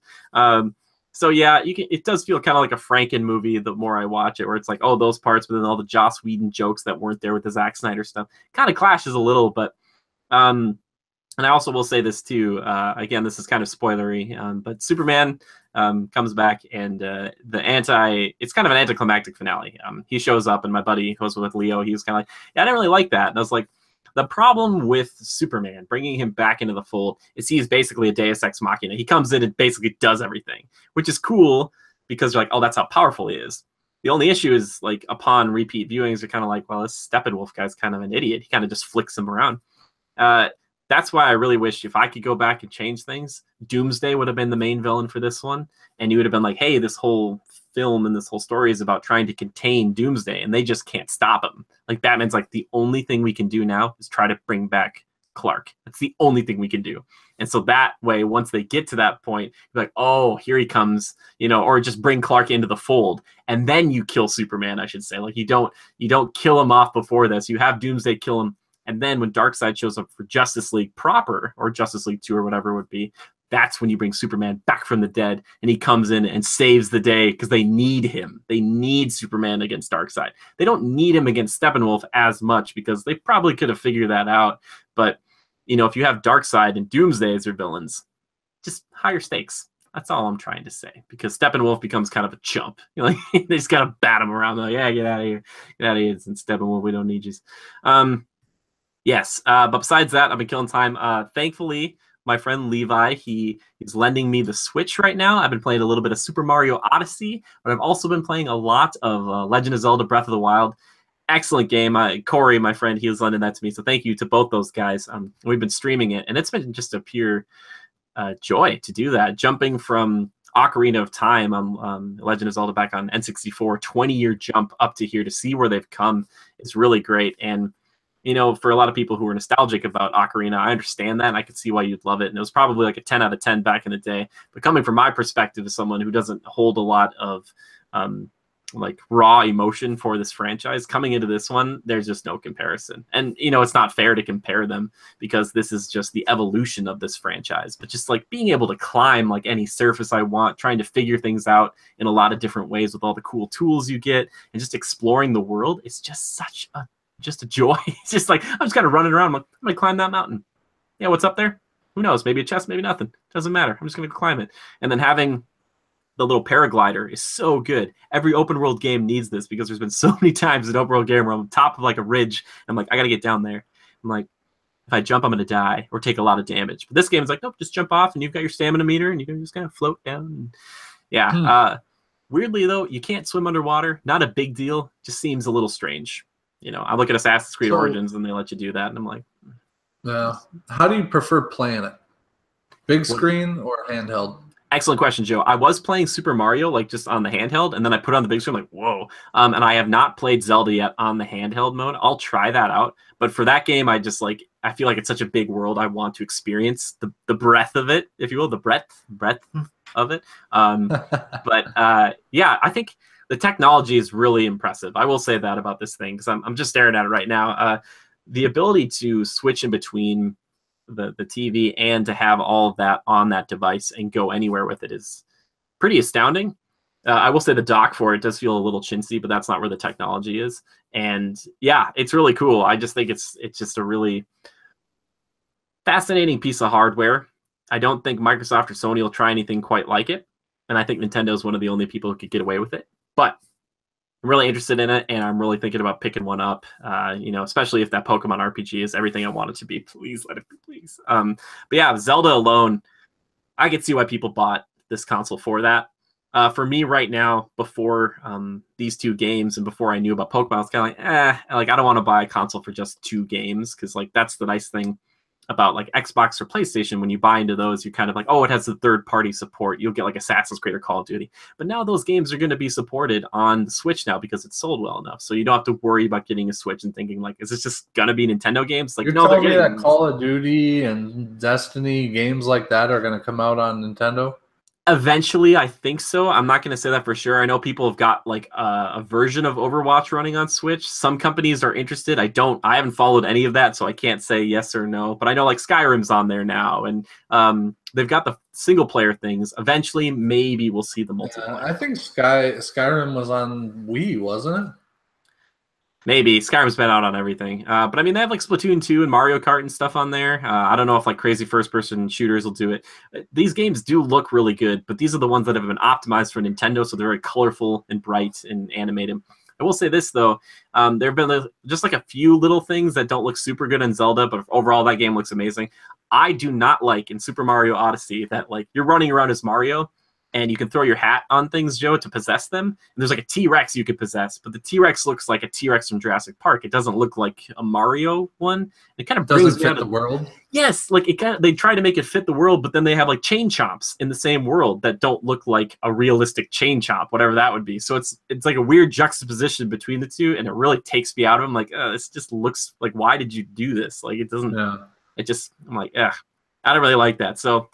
Not a perfect game in my mind. I'm just going to tell you guys that right now. Still really fun, and I will say this: after playing the original or Super Mario 64, the controls are very similar. And there was one moment, Joe, where I hit buttons, and I was like, "This used to do this jump," and then it did the same jump in this one from like 20 years in the past. I was like, "Oh my!" And it just instinctively did it. I was like, "Oh, that's the long jump," and I'm like, "They didn't tell me to do that." And I was like, "I just did it." I was like, "Oh, cool!" Like I'm a genius. I'm a genius. I played these games. But yeah, just jolly games, especially this time of year. Something about Breath of the Wild, curling up with that game. Cold winter night, got the you literally can't curl up with it. It's handheld. I know, curling up with it next to my little baby Christmas tree. It's great. It's just great. Yeah, so I'll probably get that. Maybe. Now, how does a PSP rank against something like this? Oh, I think it's completely different. Something like, you know, like a Game Boy or something where it's. I think the PSP and the PS Vita were like really cool for their time and like the quality of it. And I remember playing, I think, the PSP for a bit. I think Crisis Core. It was like a Final Fantasy game. But this is just like, this is like a marriage between, or like the happy medium between like a PSP screen and like a tablet screen, Joe. So it's like, you know, this big. Pretty large. Yeah, it's good. I'm not wanting for much, especially when I was playing Mario. I was like, this seems pretty good. So yeah, but thankfully my buddy also lent me the Pro controller, which I highly recommend. This feels really good. This is kind of like in between like a Xbox and a PlayStation controller. It feels really nice. Like, Joe, this is the same kind of button.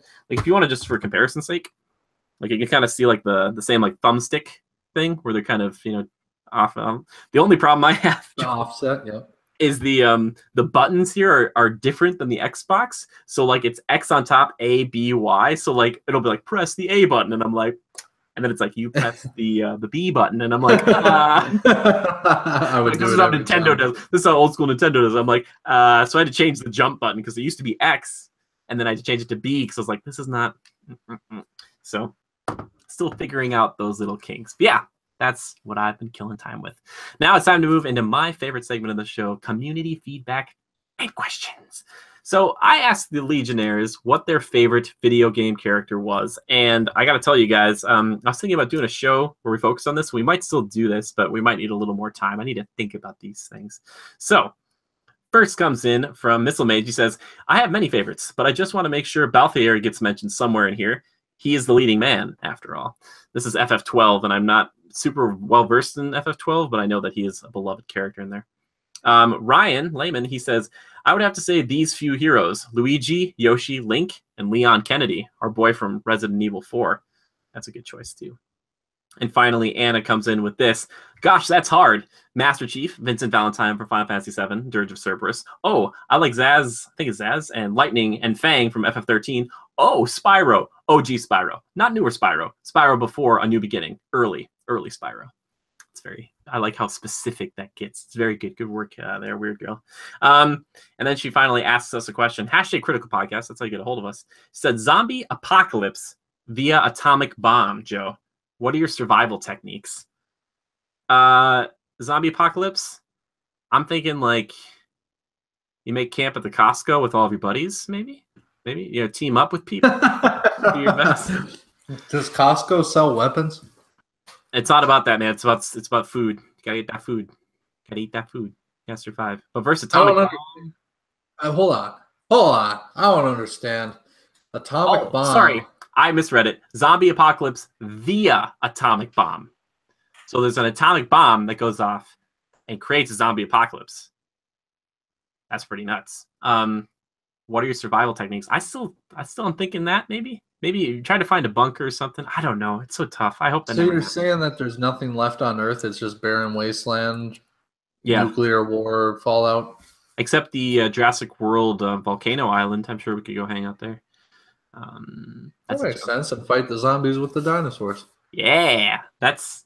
Oh my gosh. If I had to go down back to back with a Velociraptor buddy, I'd be like, all right, bud, let's do this. Do the Velociraptor voice again. Yeah. Oh, this is the way I'm going to go out, Jimmy. This is how I want to die. So anyway, this Velociraptor, he's all black with like the red stripes over. He's got a bandana, maybe an eye patch, but for some odd reason he's got claw hands. I know it doesn't make a lot of sense, but he's there. He's wearing some clothes, maybe like a tattered jacket. It's kind of going over his tail. Leather jacket. Like he looks like a bit of a biker, but maybe he's got a double barrel sawed off shotgun. He's like, I'm gonna go at him, teeth and all. Like, all right, Vincent D'Onofrio was right about this.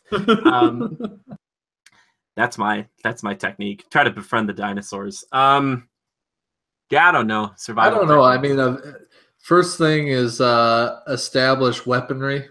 Second thing is food and water. In that order, because I mean, if you're gonna go out searching for food and water, you better have weaponry to do so, right? Yeah. So fashion some sort of weaponry out of, there's going to be rocks and stuff, go Indian style, Native American style, chisel some arrows and whatnot, make yourself a bow and maybe a spear and then maybe a bludgeon hammer. Just a rock tied to a stick and wham, hit them all. Big club. Huh? I recommend, what you should do right now, everybody. You should maybe just, like, people think it's nerdy, but if you buy a couple of swords and you just use them ornamentally and you just kind of, stash them somewhere, you don't plan on using them on anybody, just kind of for show. Then one of these days, if that ever were to happen, you've got a weapon that's really good at slicing, dicing, and never runs out of bullets, because it's a sword. So, like, I could do an infinite number of kills. Unless you're playing Destiny. Yeah. Runs out. The guy's like, I can't swing this. Yeah, I see. I've got a katana that I'd probably use, but yeah, you're right, Joe. Probably the bludgeoning ones would be best. It's if you want the weapons and then the food and the water, if you could establish like a clean atomic water bomb supply, and it hit your town, man. Somehow you survived. I mean, say you survived somehow. Are the swords okay, or are they melted in a pile of rubble at your house? If The swords didn't survive. I didn't survive. Let's just say, like, unless I came back. Like, why would I go back to it? Yeah, there are gonna be things that you can pick up and use. Yeah, sure. But yeah, team up with some people. Team up with because the people you can trust are usually more so the people at the beginning of this type of thing. Because if you wait, the people you're meeting down the line, those people have done things to get to where they are today to survive. So you never know. You don't know who these folks are. So you try to do your best to get your family and friends and group them up. And yeah. You'd be all right. You stick with me, kid. I'd find you. Joe. It'd be great. I'd be like, Joe, we're doing the podcast tonight. And you'd be like, to me, we don't have like electricity or anything. They'd be like, I just want to make one. And can we just talk about our like movies and stuff? You ever notice they don't make movies anymore? Then you just hear like a tap like on Joe's shoulder. He's like, oh, what's a movie? Like, hey. I don't know what his name is, but probably Sharpie. I don't know. Velociraptor. I made up with a friend back in college, and we named it Sharpie, like the marker. Nonsense. Name him Skeeter. No, hold on, Skeeter. He ain't hurt nobody. I told you not to call me Skeeter. Just runs at someone and just tackles you. Oh man, I'd never ever get over that. Even if we were pals, if he still jumped and attacked me like a Velociraptor as like a joke, it would always scare me. But Sharpie, I love you. Anyway, haunt your apartment, haunt your dreams.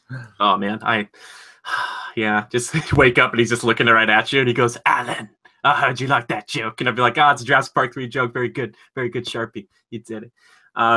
Anyway, believe it or not, that's the show. And if you have a question for us at any time or a topic you want to suggest for Joe and I to discuss, all you have to do is tweet the hashtag Critical Podcast to either of us. I am at GoCritical with a capital G or capital C. Or you can tweet at me personally at JimmyGood013. If you want to tweet at Joe, you can tweet at Lever_627. That's Lever just like Beaver, only with an L. Perfect. Excellent. As I alluded to earlier, if you ever want to see us streaming something like The Legend of Zelda Breath of the Wild, you can check us out over on twitch.tv/criticalviews.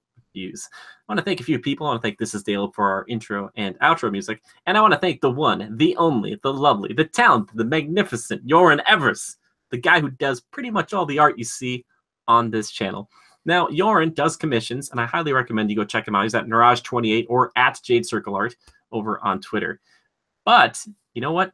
Joran and I teamed up for something recently. We teamed up for a Devil May Cry 5 wish list, and you get to see his cool art in it. It's so great. I highly recommend it. Even if you aren't a fan of Devil May Cry, you might just want to check it out just to see the art, because it's very, very good. It might even feature Green Goblin and Venom somehow. How? Because Joran could do that because he's an artist and he's just magical that way. He just does these things. But if you want to support him and us at the same time, check us out on patreon.com/criticalreviews to see how you can get an avatar, or even if you want to be like Jonathan, donate to $100 and you can have your avatar show up here fully customized every podcast. We'll say something, a line or two, maybe even a paragraph. Hey, if you're donating $100 a month, basically say almost anything you want within reason, obviously. But yeah, thank you, Joe. Thank you for being here, man. 90 episodes in, we're getting closer and closer to that hundo. The big 9-0 coming up on the big hundo. Yep, we're getting there. We're getting there. And next week, who knows what we'll talk about? But we'll see. I'm sure Jurassic World 2 will be in there faux show. So thank you, Joe. Thank you, everybody. Thank you to all our Legionnaires for showing up, and thank you to anybody here who's here for the first time. We appreciate it. Love and hugs to all of you. And just remember to adapt and overcome. And we'll see you next time.